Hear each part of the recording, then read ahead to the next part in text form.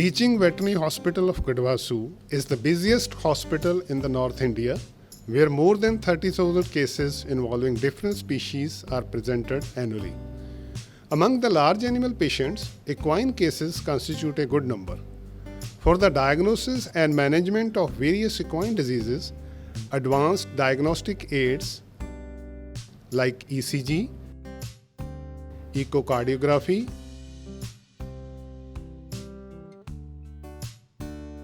endoscopy, ultrasonography, and procedures such as transtracheal lavage and bronchoalveolar lavage are routinely used.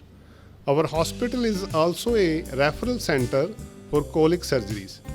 In spite of these facilities, a detailed physical examination is still a crucial step in the diagnostic journey.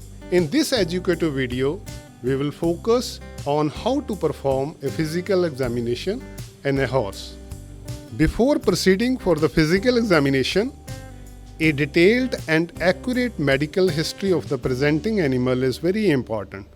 In this history, we will inquire about signalment, presenting complaint and its duration of severity, previous illness and medication, change in diet, vaccination and deworming status of the animal, housing, and dental and hoof care.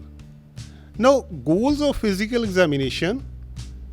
First thing is collection of information about the medical status of animal, addressing owner's concern, then identification of body system involved, and developing further course of action for diagnosis and treatment.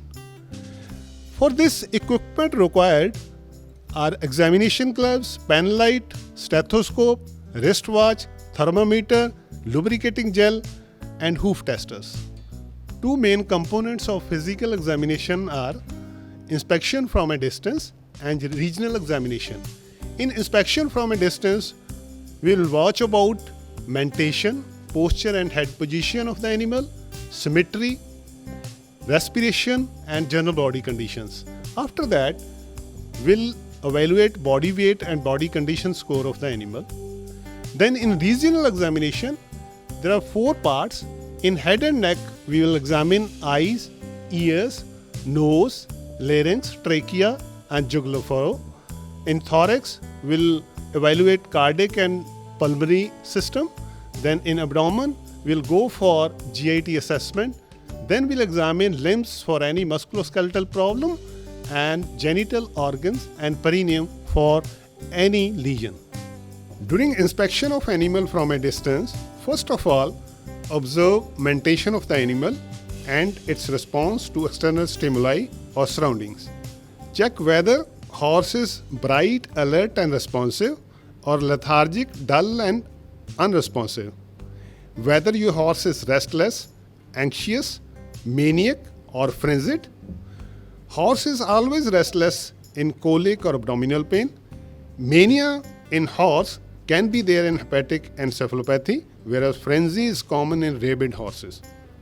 After that, observe the horse posture and head position. In addition, inspect the horse for any asymmetry or deviation from the normal anatomy. Then simultaneously, check conformation of the animal by observing from both sides, front and back. At this stage, also note the respiration rate and breathing pattern of the horse. Observe expansion and relaxation of rib cage, the contraction of abdominal muscles, and the nostril flaring. Simultaneously, note down the horse's general appearance and body condition for any evidence of alopecia, scales, crust, pruritus, scars, wounds, etc. Now, familiarize yourself with the horse by interacting with the animal and proceed further with the assessment of body weight and body condition score. Body weight can be measured directly on the scale, or it can be measured by using weight tape using this formula. Body condition score can be assessed on a scale of 0 to 5 by palpating and scoring the neck, back, ribs, and pelvis on a scale of 0 to 5. 0 is used for very poor, 5 is for very fat, and ideal score is 3 out of 5. Horse should always be approached from the left side by positioning yourself near shoulder and stroking or patting the horse withers before starting the regional examination. Now we should start with the examination by touching horse, neck and head. Observe the horse eyes, nose and ears for any discharge.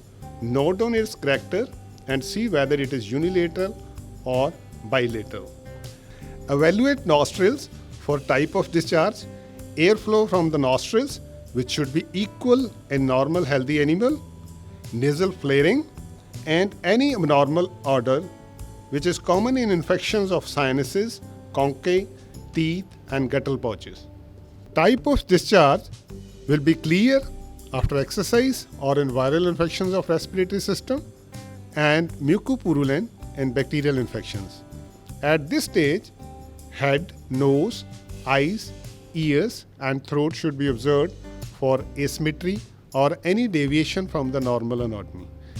Asymmetry can be there in swelling over the paranasal sinuses, atrophy of masseter or temporal muscles, deviation of muzzle, droopy ear and eyelids, in facial nerve paralysis, then shrunken or non-functional eye in chronic ocular disease. Now evaluate the horse vision. Meanness reflex can be checked by evoking a blink reflex by moving a hand towards the eye without creating any air current. Pupillary light reflex is evaluated using a bright light in dark environment, observing constriction of pupils, both direct and consensual.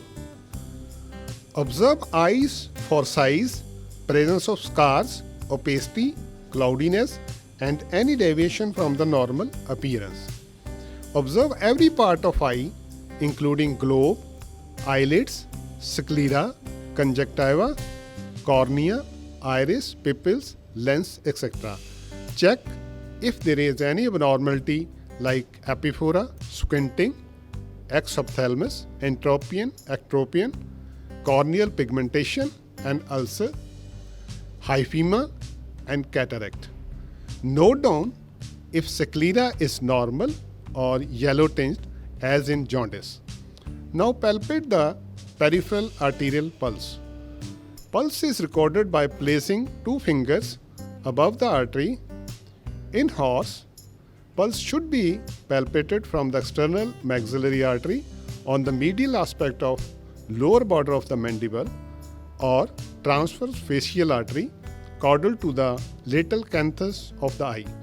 Note down quality, rate and rhythm of the pulse. Normal pulse of the horse is 28 to 40 per minute.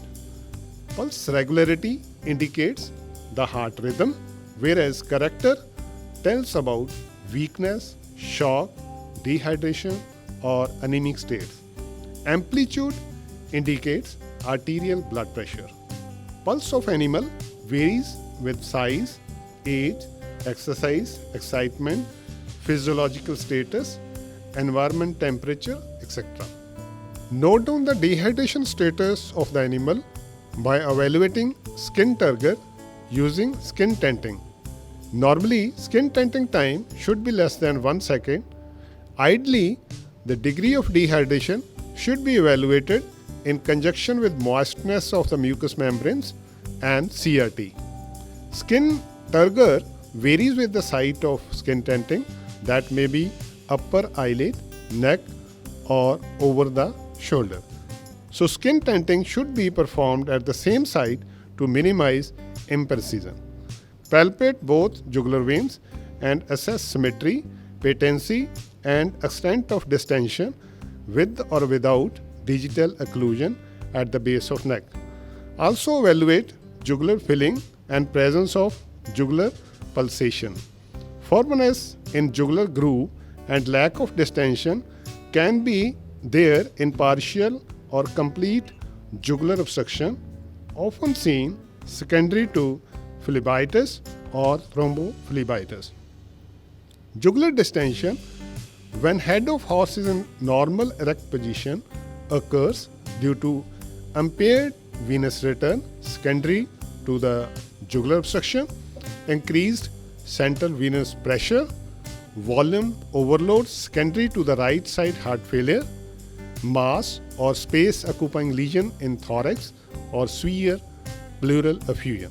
Slight pulsation of distal third of jugular is normal in horse with normal erect head position, but jugular pulsation beyond distal third needs further evaluation. Open the mouth of horse and evaluate oral mucous membrane for moistness, color and presence of hemorrhages, vesicles, ulcers, etc. Also note down CRT at this stage. Oral mucous membrane should be pale pink in color, glistening and moist. It will be brick red when injected in systemic inflammation, purple when congested, bluish in cyanosis, and yellowish to orange in icterus.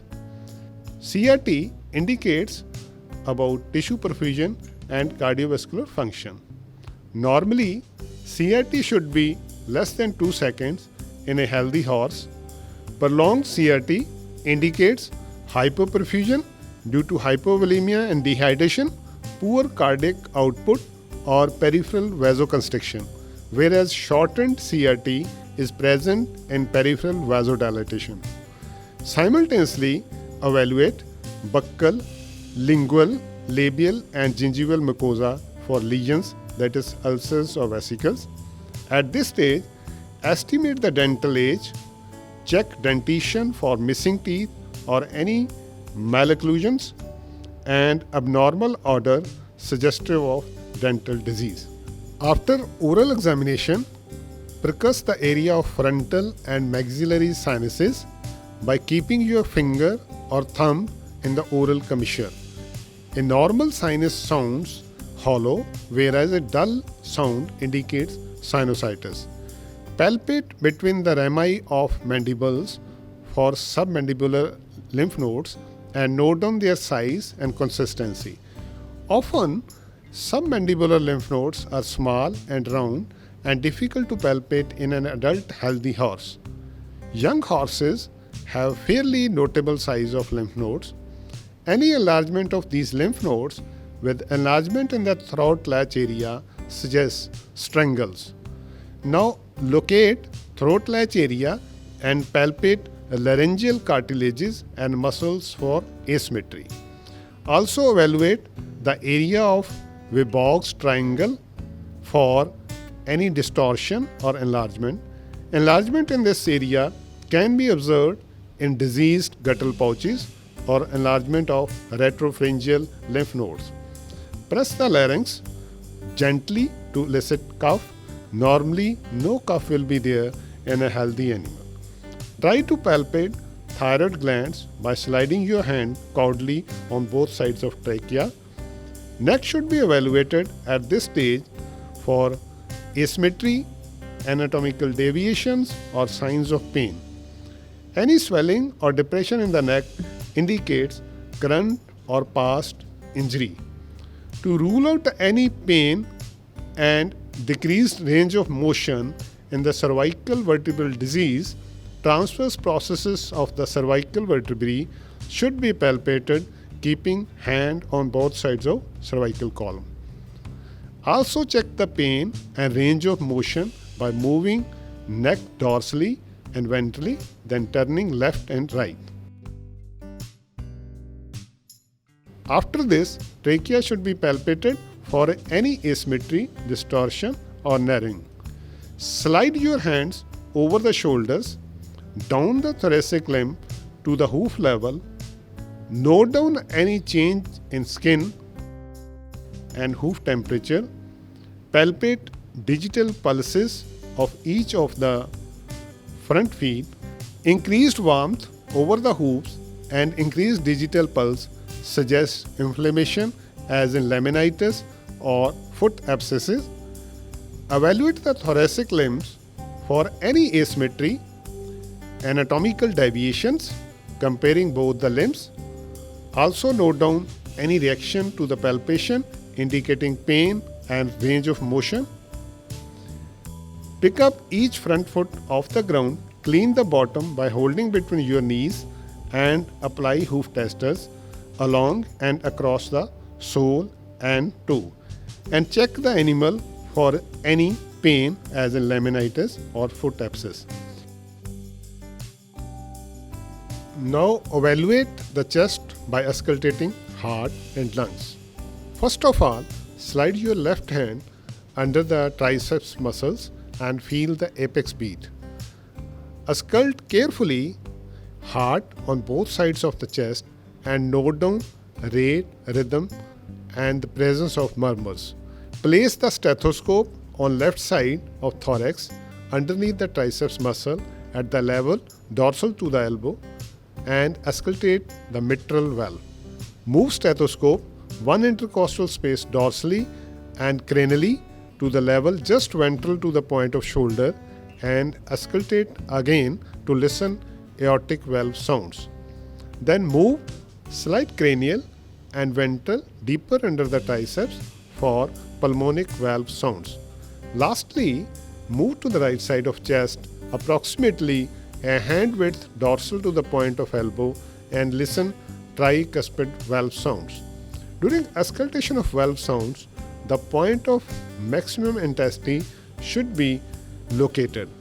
Note down rate, rhythm and amplitude of heartbeat. Normal resting heart rate in adult horse ranged from 28 to 40 beats per minute. Heart rate increase when animal is anxious or nervous, in excitement, in fever, in young animals or with high environment temperature. Check if there is alteration in the rhythm of heart, that is arrhythmia, and note down the regularity of arrhythmia. Second-degree atrioventricular blocks are normal in horses and disappear with exercise or as the heart rate increases. It should be investigated further if it persists.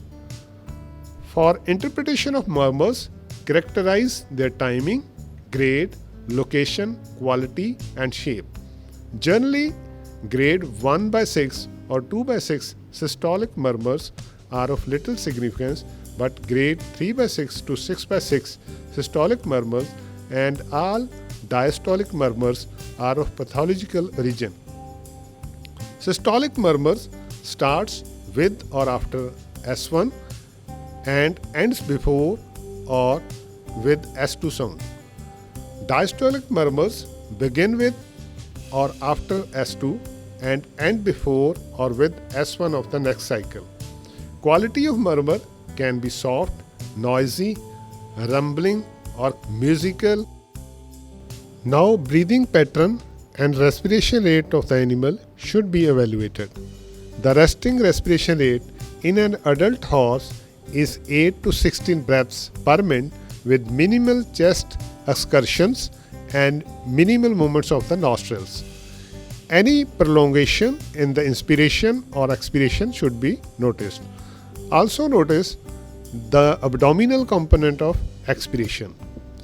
Prolonged expiration with increased abdominal component of respiration suggests lower respiratory disease. Increased abdominal effort at the end of expiration is usually observed in obstructive pulmonary disease. Mark the three borders of lung field. The cranial border starts from the caudal border of scapula to the point of elbow. The dorsal border starts from the caudal border of scapula to the dorsal end of 16th intercostal space at the level of tubercocci.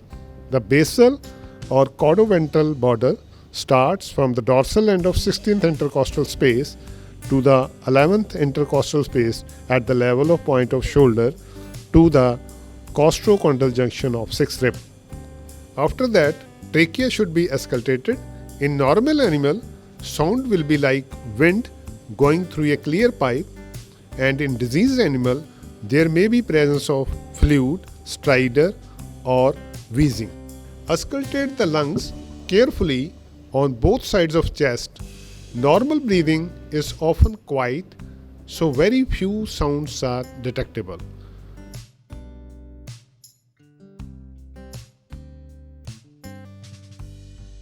Repeat the auscultation after applying a rebreathing bag.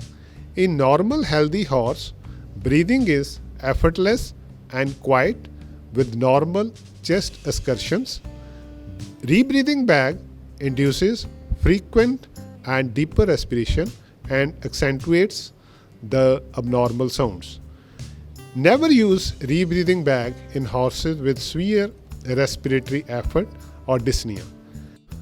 Evaluate the complete lung field on both sides of the chest and note down any radiation of the heart sounds. Check whether bronchovesicular sounds are louder or quieter than normal. Presence and timing of abnormal sounds such as wheezing and crackles, frequency and character of the cough, dull or muffled or absence of sounds ventrally suggesting effusion.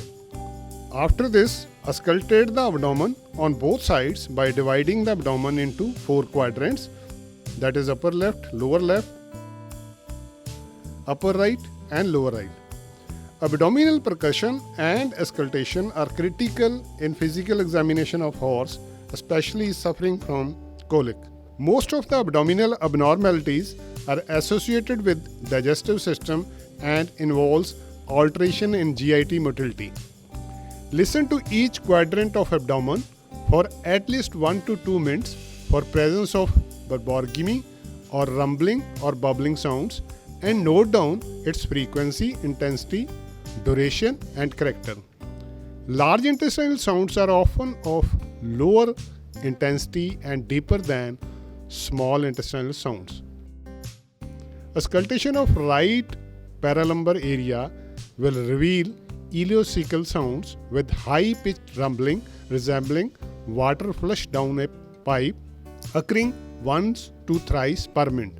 Lack of gut sounds for 4 to 5 minutes indicates marked abnormality. Also note down the contour of thorax and abdomen by viewing the horse from each side, front and back. Evaluate the horse for any swelling of pectoral area under the thorax and abdomen and any dependent edema or any abdominal distension. Male external genitalia should be evaluated by examining the prepuce, penis and scrotum. Prepuce and penis should be evaluated for any abnormal discharge or inflammation, whereas testicles should be evaluated for size, position and number. Mare should be evaluated for perineal conformation, evidence of vaginal discharge and urine scalding. Urine scalding is commonly observed in ataxia cystitis syndrome due to sorghum feeding. Now evaluate the pelvic limbs starting at the pelvis, palpate the hips, checking for symmetry and anatomical deviation and proceed down the limbs distally towards the hooves. During palpation of hind limbs, evaluate the hock and palpate digital pulses of the medial and lateral digital arteries of the hind limbs. Each hind foot should be evaluated carefully by lifting it off the ground. Place the fetlock or pastern area on your thigh while taking a step forward. Use both hands to examine the foot and apply hoof testers to check any evidence of pain, which is common in laminitis or foot abscesses. Thermometer should be lubricated. Carefully approach the horse from the side and slowly reach back to the tail. Lift the tail with one hand and insert the thermometer. Never stand directly behind the horse while taking temperature. Normal rectal temperature of an adult horse ranges between 99 and 101.5 degrees Fahrenheit. Evaluate the perineum and tail. Check anal and tail tone and any evidence of loose stools in the perineal area. Rectal palpation is an important part of physical examination in horses, especially with gastrointestinal problems. Lastly, examine the gait of animal by walking the horse on flat, hard surface for 30 to 40 feet. Note down the trekking up in the horse, which means hind hooves makes a mark on the ground exactly where the front hooves left off. Also observe for any incoordination or stiffness in gait.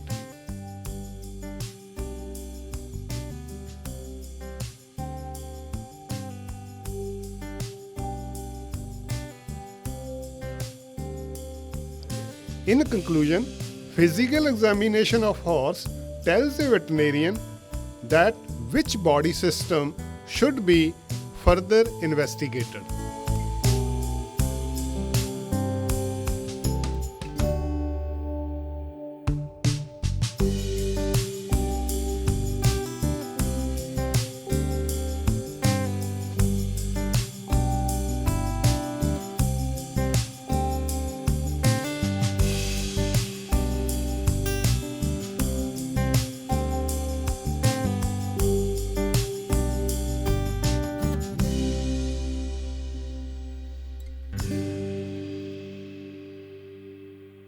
To watch more educational videos on veterinary and animal sciences, subscribe the channel and please touch the bell icon.